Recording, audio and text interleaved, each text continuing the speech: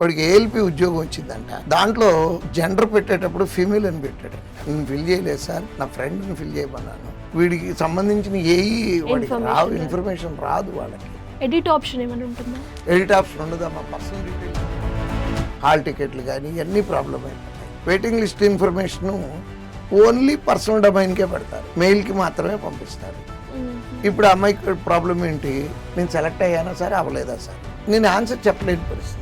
జీవితంలో చేసిన చిన్న చిన్న తప్పులు తెలిసి చేసినవి కాదమ్మాయి, తెలియక చేసినటువంటి తప్పుల మూలాన నిజంగా అమ్మాయికి ఉద్యోగం వచ్చిందా లేదా అనేది కూడా ఈ నిమిషం తెలియదు మనకి.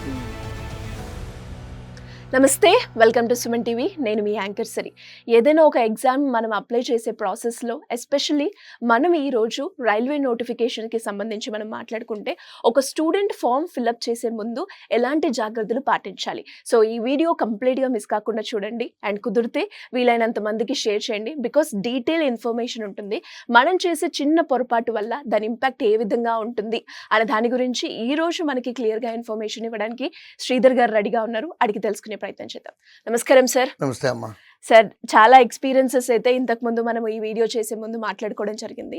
సో రైల్వే నోటిఫికేషన్స్ వచ్చినప్పుడు ఒక స్టూడెంట్ అప్లై చేసే ప్రాసెస్లో చేసే మిస్టేక్స్ ఏంటి, అలా చేయడం వల్ల ఎలాంటి అనర్థాలకి గురయ్యే ఛాన్సెస్ ఉన్నాయంటారు? ఫస్ట్ అమ్మా, అసలు ఉన్న నోటిఫికేషన్స్ ఇవాళ మనం ఈ నిమిషం మాట్లాడుకునే టైంలో ఒక స్టూడెంట్ అప్లై చేయడానికి ఉన్న నోటిఫికేషన్స్ ఏమేమి ఉన్నాయి అంటే, railway NTPC graduate, NTPC under graduate, RRB JEE అంటే జూనియర్ ఇంజనీర్, ఈ 3 నోటిఫికేషన్లు ఉన్నాయమ్మా. రైల్వే అప్లికేషన్ ఫిల్ చేయటం ఎప్పుడు కూడా 2 భాగాలుగా ఉంటుంది. ఒకటి పర్సనల్ ఇన్ఫర్మేషన్, ఒకటి నోటిఫికేషన్కి సంబంధించిన ఇన్ఫర్మేషన్.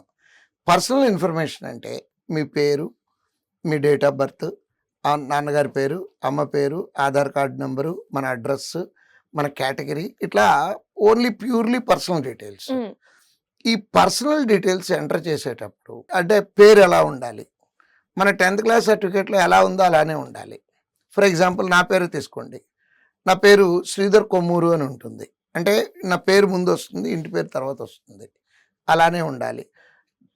పేరు ఇంటి పేరు అటు ఇటు అయినా ప్రాబ్లం లేదు, కానీ స్పెల్ యాజ్ ఇట్ ఈస్గా ఉండాలమ్మా. అంటే స్పెల్లింగ్ ఇప్పుడు శ్రీధర్ దాన్ని రకరకాలుగా రాయొచ్చు.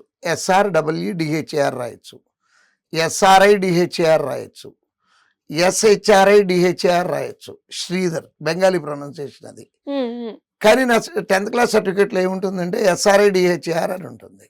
అంటే నేను అప్లికేషన్ ఫిల్ చేసేటప్పుడు ఖచ్చితంగా SRIDHAR ఫిల్ చేయాలి. ఎందుకంటే ఎగ్జామ్కి వెళ్ళేటప్పుడు మనం ఆధార్ కార్డు తీసుకెళ్తాం, ఆధార్ కార్డు మీద కూడా అదే స్పెల్ ఉంటుంది. సో ఆ స్పెల్లింగ్ 10th క్లాస్ దాంట్లో ఏముందో యాజ్ ఇట్ ఈస్గా రాయాలి. రెండవది date of birth. Date of birth ఒకరోజు అటో ఇటో సుమారుగా కొడతా ఉంటారు. లేదు, ఉద్యోగం వచ్చిన తర్వాత కూడా ఉద్యోగం మిస్ అయిన పిల్లలు ఉన్నారు. ఏది డేట్ ఆఫ్ బర్త్ తక్కువ కొట్టడం వలన. అంటే వాళ్ళు ఏమంటారంటే ఎఫిడవిట్లు ఇవ్వచ్చు కదండి, అది కదండి, ఇది కదండి. దానికి కోర్టులు ప్రాసెస్లు ఉంటాయి, గ్యారంటీగా ఉంటాయి. 3 ఏళ్ళు పడుద్దో, 4 ఏళ్ళు పడుద్దో, 5 ఏళ్ళు పడుద్దో తెలియదు. అయినా మనం ఫిల్ చేసేటప్పుడు మనం ఫిల్ చేసేటప్పుడు జాగ్రత్తగా ఫిల్ చేసుకుంటే సరిపోతుంది కదా. మళ్ళీ ఈ టెన్షన్ అంతా తీసుకోవాల్సిన అవసరం లేదు. నెక్స్ట్ కేటగిరీ ఒకటి. అంటే ఈ కేటగిరీలో వచ్చేటప్పటికమ్మా యాక్చువల్గా బాగా ఎక్కువ ప్రాబ్లం వచ్చేది ముస్లిమ్స్కి వస్తూ ఉంటుంది. ఎందుకు వస్తుందంటే, ముస్లిమ్స్ మన స్టేట్లో అంటే ఏపీలో కానీ తెలంగాణలో కానీ BCE అనే కేటగిరీ కింద ఇస్తారు వాళ్ళకి. కానీ సెంట్రల్ గవర్నమెంట్ దాంట్లో they belongs to general category. BC కాదు వాళ్ళు. అంటే వాళ్ళు ఓబీసీ పెట్టడానికి వీలు లేదు. ఈ పొరపాటున అంటే ఇక్కడ BCE ఉంది కాబట్టి మేము అక్కడ ఓబీసీలు అయిపోతాం అనుకొని పెడతారు. కేటగిరీ ప్రూవ్ చేసుకోలేకపోతే ఉద్యోగం రాదమ్మా. సో అందుకని అంటే చిన్న తప్పులు, ఇంత చిన్న తప్పుకి ఇంత కాస్ట్లీ పెనాల్టీ పడుతుందా అనేది పిల్లలకి తెలియదమ్మా. ఎంత జాగ్రత్తగా అంటే అంత జాగ్రత్తగా చేయాలి.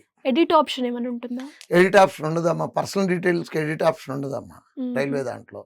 వన్స్ సబ్మిట్ చేసిన తర్వాత సబ్మిట్ చేసినట్టే. నెక్స్ట్ దీని మూలం జరిగే నష్టాలు అంటే ఈ అనుభవంతో చెప్తున్నాను. ఈ ఇంతకు ముందు జరిగినటువంటిది ఒక 4-5 ఇయర్స్ బ్యాక్ ఓ పిల్లోడు నా ఆఫీస్ రూమ్ బయట తిరుగుతూ ఉన్నాడు.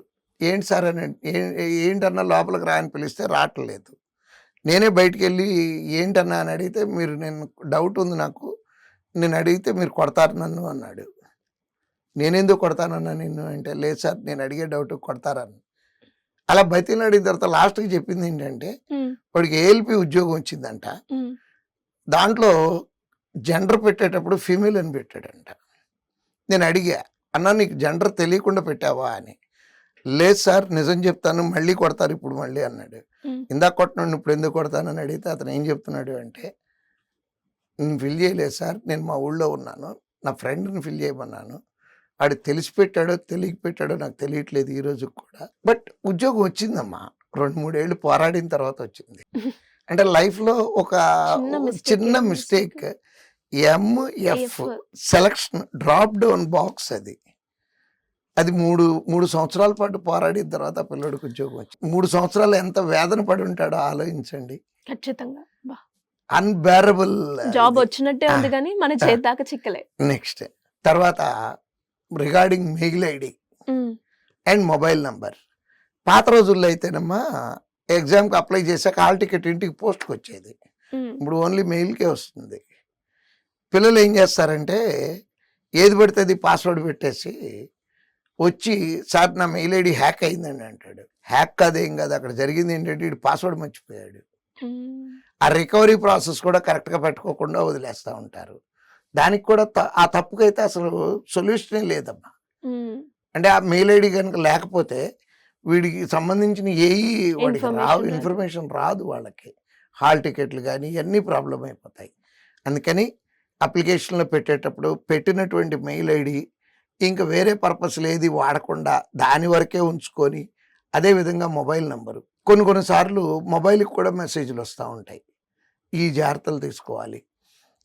ఆ పర్సనల్ ఇన్ఫర్మేషన్లోనే ఉంటాయి అమ్మాయి ఇవన్నీ కూడా. ఈ ఇంటర్వ్యూకి రావడానికన్నా ముందు 1 నిమిషం ముందు నాకు ఒక అమ్మాయి నా దగ్గరికి వచ్చింది. ఏంటంటే, సార్ నా మెయిల్ మొత్తం ఫిల్ అయిపోయింది, నాకు మెయిల్స్ రావట్లేదు, నేను అది ఇవాళే చూసుకున్నాను, గడిచిన 3 నెలలుగా నాకు మెయిల్స్ రావట్లేదండి, అది నేను ఇవాళ చూసుకుంటే నాకు అర్థమైంది అంది. అమ్మాయి ఏం చేసిందంటే, అమ్మాయి మొబైల్లో తీసే ప్రతిదీ గూగుల్కి సింక్ చేసేసింది ఫోటోలన్నీ. సో మెమరీ ఫిల్ అయిపోయింది. ఆ అమ్మాయి ఒక ఎగ్జామ్ రాసి ఆ ఎగ్జామ్కి మెయిన్ లిస్ట్లో సెలెక్ట్ అవ్వాల. మెయిన్ లిస్ట్ అయితేనేమో పబ్లిక్ డొమైన్లో పెడతారు, వెబ్సైట్లో పెడతారు. కానీ వెయిటింగ్ లిస్ట్లో అమ్మాయి వెయిటింగ్ లిస్ట్లో ఉంది. Waiting list information only personal డొమైన్కే పెడతారు, అంటే మెయిల్కి మాత్రమే పంపిస్తారు. ఇప్పుడు అమ్మాయికి ప్రాబ్లం ఏంటి, నేను సెలెక్ట్ అయ్యానా సార్, అవ్వలేదా సార్, నేను ఆన్సర్ చెప్పలేని పరిస్థితి. దీనికి ఏమైనా సొల్యూషన్ ఉందా అని అడుగుతుంది అమ్మాయి. వాళ్ళకి మెయిల్ పెట్టాలి ఆ కన్సర్న్ బ్యాంక్ వాళ్ళకి, వాళ్ళు రెస్పాండ్ అవ్వచ్చు అవ్వకపోవచ్చు. సో అంటే జీవితంలో చేసిన చిన్న చిన్న తప్పులు తెలిసి చేసినవి కాదమ్మా, తెలియక చేసినటువంటి తప్పుల మూలాన నిజంగా అమ్మాయికి ఉద్యోగం వచ్చిందా లేదా అనేది కూడా ఈ నిమిషం తెలియదు మనకి. ఒకవేళ వచ్చి ఉంటే నష్టం జరిగిపోయినట్టు. ఇట్లా చెప్పుకుంటూ పోతే బోల్డని ఎగ్జాంపుల్స్ అమ్మా. నా దగ్గర పనిచేసే ఒక స్టాఫ్ మెంబర్ కూతురు నా దగ్గరే వర్క్ చేస్తాడు వాళ్ళ నాన్నగారు. అమ్మాయి ఆల్రెడీ ఒక ఉద్యోగం చేస్తుంది, ఇంకో ఉద్యోగానికి సెలెక్ట్ అయింది. సెలెక్ట్ అయినట్టు తెలుసు అమ్మాయికి. డాక్యుమెంట్ వెరిఫికేషన్ డేటు మెయిల్కి పంపించారు. అమ్మాయి మెయిల్ చూసుకోలే. 1వ తారీఖు అమ్మాయికి డాక్యుమెంట్ వెరిఫికేషన్, 4వ తారీఖు చూసుకుంది. ఒకటేంటంటే రిక్వెస్ట్ చేయడానికి కూడా అవకాశం లేదు. ఎందుకంటే డాక్యుమెంట్ వెరిఫికేషన్ వారం రోజులు జరుగుతుంటే ఆ అమ్మాయిది లాస్ట్ డేట్న, అంటే డాక్యుమెంట్ ప్రాసెస్ ఎండ్ అయిపోయింది. ప్రాసెస్ ఎండ్ అయిపోయాక రిక్వెస్ట్ చేయడానికి కూడా ఎవరు దొరకరు. సో ఎంతటి ప్యాథటిక్ స్టోరీలు అయిపోతాయి అంటే, ఉద్యోగం వచ్చిందని జనాలకు చెప్పుకున్నాము, జారటానికి ఉండదు, అసలు వచ్చిందో లేదో తెలియట్లేదు, ఇట్లాంటివి ఉన్నాయమ్మా. అందుకని అప్లికేషన్ ఫిల్ చేసే రోజున జాగ్రత్తగా ఫిల్ చేయడంతో పాటుగా మన మెయిల్ ఐడిని, మన మొబైల్ నెంబర్ని, ఈ రెండింటిని అతి జాగ్రత్తగా 1కి 10 సార్లు సెక్యూర్డ్గా ఉంచుకోవాలమ్మా. అంటే సొల్యూషన్ లేని ప్రాబ్లమ్స్ ఇవన్నీ కూడా.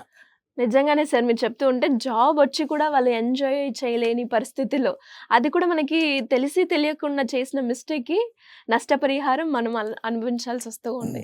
అండ్ అలాగే ఒకటి మాత్రం చాలా క్లియర్‌గా అర్థమైంది. ఎంతో కాన్షియస్‌గా మనము ఫార్మ్ ఫిలప్ చేసేటప్పుడు ఉంటే అంత బెటర్ అని. Thank you sir. Thank you so much. Thank you అమ్మా.